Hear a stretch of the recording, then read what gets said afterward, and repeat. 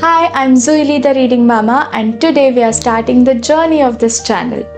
And we are kickstarting with a really special book. It's called The Lion Inside by Rachel Bright and Jim Field, an Orchard Books publication. Now, before we dive into the book, I wanted to discuss with you all what an author, what an illustrator is.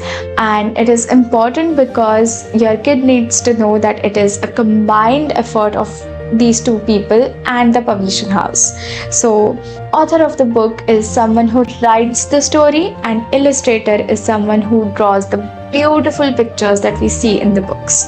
And every time you read out to your child, it is a good practice to call out these two people who have poured their hearts and souls into these stories. Now, originally I wanted to read out the entire book to you, but I have found out that I cannot do that due to copyrights, and rightly so. So what we are going to do is we are going to hear the summary of the story. I'm going to tell you what I love about this book. I'm going to tell you how to use this book to have meaningful conversations with your child. And at the end of the video, I'm going to give you a little sneak peek into the book. Okay, so this is a story of the tiny mouse who feels that he is not able to join in, he is not able to make friends, he is ignored, he is forgotten, and his life is really tough. And he thinks that the solution to all of these problems is to roar like the mighty lion who is the center of attention for everyone. He decides to take action, he decides to learn how to roar from the lion himself.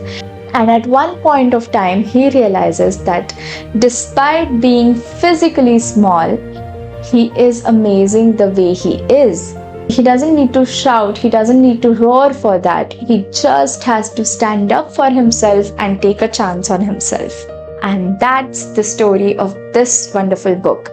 What do I love about this book? There are many things. First of all, the language of the book. It is an absolutely fun book to read out loud. The language is rhythmic, it is poetic, and yet it is fun. They have used a really fun font where they have highlighted the words that need to be emphasized while reading out loud. So it is also very easy to read out to your child. Secondly, the illustrations by Jim Field. They are simply amazing. At the beginning of the book, it is really hard to spot the mouse on the page because it is really small, he's feeling really small. As he grows with confidence, we see that the mouse grows bigger in size. And at one point of time where he realizes that he doesn't have to shout, that he is great the way he is, that he feels big inside because of his courage and not because of his size, is when we see that the lion and the mouse are almost of equal size. And that's what is amazing about the picture books. So, a lot of times kids will not listen to us, but they are observing us, they are looking at us, and that's the role of illustrations in the picture books. So you can point out these things to your child while you are reading out. Another thing that I love about this book is the messaging of the book. So courage is not when you are fearless all the time. Courage is when you're afraid to do something, but you do that anyway because you know that it's going to make an impact on your life. And another thing is, you cannot be courageous because someone told you to be courageous. You cannot change your life because someone told you to change your life. You have to take that decision on yourself. It has to come from within. And that's what happens in case of the mouse. His life changes when he takes action. And that's what we want to inculcate in our children, right? We want them to learn how to find their own path, how to help themselves in difficult situations. The last thing is, how will you use this book to have meaningful conversations with your child? So, for example, you could ask your child, do you ever feel tiny like the mouse? Let's hold up our paw and think how we can help ourselves in this situation. What can you do? What actions can you take to help yourself in this situation. So another thing is, Rachel Bright was inspired to write this story by the small creatures in nature who have to be brave in order to survive.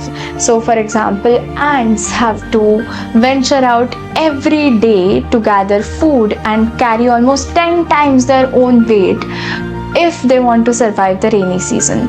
Whereas scout bees go into new territories every day.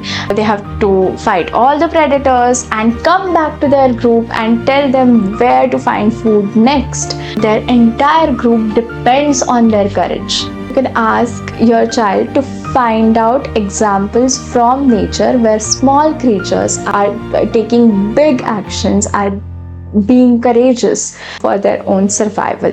Let me know in the comment section if you have used any other reflection questions for your child while reading it out to them. And I have a reflection question for you as a parent too.